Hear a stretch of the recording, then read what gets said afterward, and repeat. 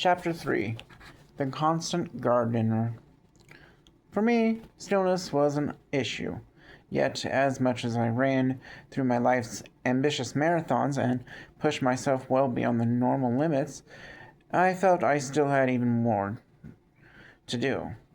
To be alone with nothing to accomplish with only my own thoughts was tantamount to being sealed alive in a coffin.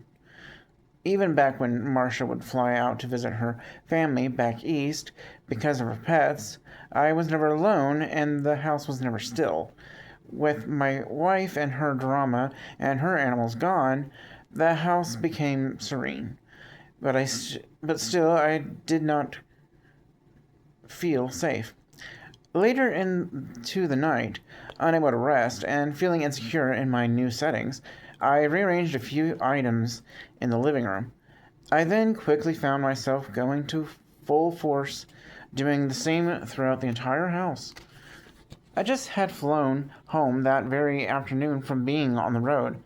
Marcia had fled the day before in a private transport, and the house felt like a spring-loaded trap ready to snap. Before I even drove back to the house, I broke from my own strict regimen and went on a spontaneous shopping spree. I felt the urge to sanitize after my failure. I splurged on sheets, pillowcases, and a duvet cover for the bedroom, a new coffee maker for the kitchen, and for the rest of the house, scented candles and oil diffusers by various sizes and colors. Upon first moving into the house and thinking of how it would make my wife happy, every item and piece of furniture was selected by her. Yet it seemed every time I returned from the road, entire rooms of the house were completely redone. It didn't seem to matter that an expensive couch was not even a month old. If something suddenly caught Martha's eye, be it in the middle of a showroom floor or in her daily stacks of specialty magazines, she would instantly pounce and replace some older item in our home. I couldn't help but recall just a few months ago when Marcia had our bed covered with a combination of bright purple, orange, and black Versace bed linens with enormous pillow shams to match. She loved the ultra-luxurious designer fashions, but the whole color combination made my head spin. And no matter how I pried, I never found out how much the gaudy extravagance had cost. Earlier that day, while I volunteered at an upscale fundraiser on Rodeo Drive, Marcia, with accumulating bags in hand, scurried up and down the road, visiting the famed shops. From deep within, I fought to swallow my escalating anxiety. But with every increasing bag my wife collected, my fear brewed into anger. It all became more daggers through the heart, and fed my inner well of resentment against her all the more.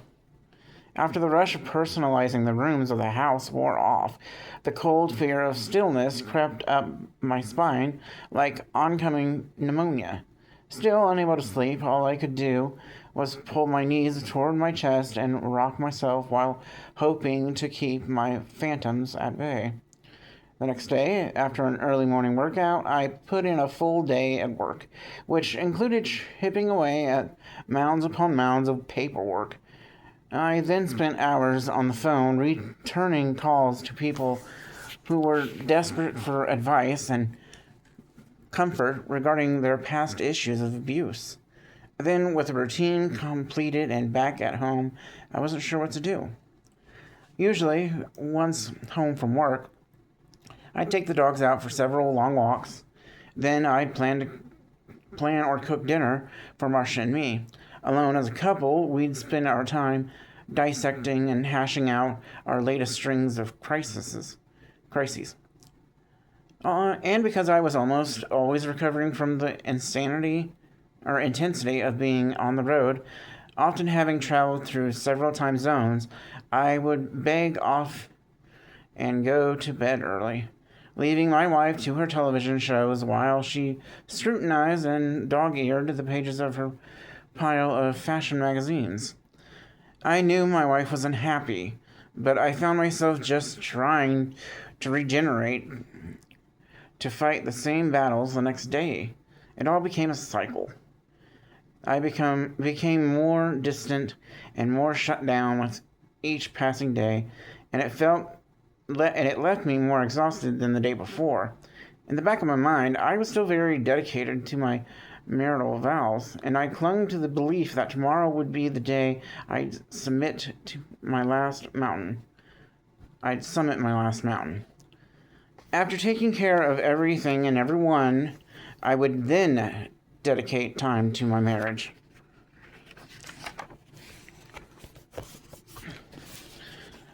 Home by myself, with hours to spare before I could limp to bed and pray for sleep, I quickly surveyed the house. Knowing I couldn't rearrange anything else, I glanced outside and came up with an idea. A short time later, I returned from the nearby nursery with my SUV completely crammed with flowers, assorted pots, and a small mountain of soil. Like a whirlwind, I raced to plant and arrange my flowers to a precise way. In less than a week, I had flowers everywhere, in ascending sizes of ceramic pots and hanging baskets under a large umbrella on the stairs, and stacked beside the wall of the house. Anywhere one looked, one could see my fiery creation. I quickly discovered that I could spend two to maybe 3 hours of my day picking off the dead buds or simply puttering away outside. As a child in the basement, I had dreamt of being in the sun. Now it didn't matter that the temperature was into 3 digits, or how humid the weather, or how dirty I became. I was creating something out of nothing.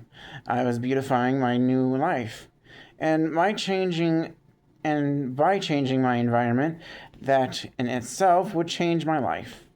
But it wasn't until late one night, exhausted and famished as I surveyed my work, that I felt it, that slow, receding sensation from my latest distraction. I surprised myself by finally admitting that once again all I had done was find another escape. I did so in part so I wouldn't have to deal with, let alone feel, all that I had kept suppressed. Even with all the brightly colored beauty of my creation surrounding me, I felt hollow and dark within. I felt lightheaded. I noticed my right hand began to tremble. I looked down, discovering I was turning in small circles. Becoming more faint, I wanted to scream to myself, "Not now, I don't have time for this." From one of my deeply buried boxes within myself, I began to feel the same acute tension I had felt when I was Mother's terrified prisoner. Back then, I had vowed to do my best and rely only on myself, although surviving on a daily, if not hourly, basis made my promise nearly impossible. Besides the humiliation and torture, Mother loved nothing more than, at the end of the day, after my laundry list of chores was completed, to shove a plate of cold leftover food in front of me. Like a dog that was trained to heel, I was not permitted to move a muscle while Mother ranted nonstop. Without her knowing, I would try to draw in any scent of the food, sometimes thinking back to the time when I was allowed to be a member of the family and eat at the end of the long, majestic, decorated table. When Mother stopped fuming, I could hear her take a deep breath. I knew what was coming next. From behind, I could feel Mother's warm, rancid breath. "You have 30 seconds to eat your meal." On the outside, I shivered in part from my mother's demented pleasure. Yet on the inside, I beamed, knowing full well I had earned my prize. All while I told myself, I can't eat a lot in 30 seconds. Or I can eat a lot in 30 seconds. On one such occasion, before I could reach out and shove the soggy food into my mouth, Mother snatched the plate away and threw the contents into the garbage disposal. It all happened faster than I could blink. Dumbstruck, all I could do was turn to the right and gape upward toward Mother as she scraped every bit from the plate. My mind sped off thinking how I had done everything to meet her impossible standards. Daring to look at her face, I wanted to state, "That's not fair, I earned it." Then, as if sensing my shock, Mother flashed me one of her evil smiles just before she announced, "Too slow, too bad. Maybe next time." Alone in the basement, I spent hours beating myself up, replaying, then dissecting all that I might have done wrong. Maybe my eyes revealed my anxiousness. Maybe I breathed the wrong way. Or maybe my head was not bent down as far as it should have been. After running through my cycle, all I could do was apply my focus to thinking of what I could do the next time. For the most part, my energy and effort were nothing more than a waste. I never could come up with a golden egg, a prize to appease Mother, a silver bullet to stop her once and for all. After Mother and Father separated, all that I knew was gone. After years of endless days of prayer and coming up with outlandish plans to steal food or counter Mother's physical attacks, I was done. Inside, I was dead. I actually prayed for death. Sometimes late at night, Mother would summon me up from the bottom of the basement stairs. When I reached the top stair, she would wrap her hands around my neck, squeeze as if wringing out a rag. Once, with the heel of my feet dangling over the edge and feeling the pressure behind my eyes build, thinking she wouldn't stop until she'd crushed my throat, I looked Mother in the eye, my stare pierced through hers, and from within I screamed. From the depths of my being, I cried for her to end it. With whatever energy I somehow had stored in reserve, with my eyes, I deliberately egged her on. If she could kill me, I could finally rest in peace. And while I believed I would go to heaven, Mother would spend the rest of her life trapped in the loneliness and hatred of her own world.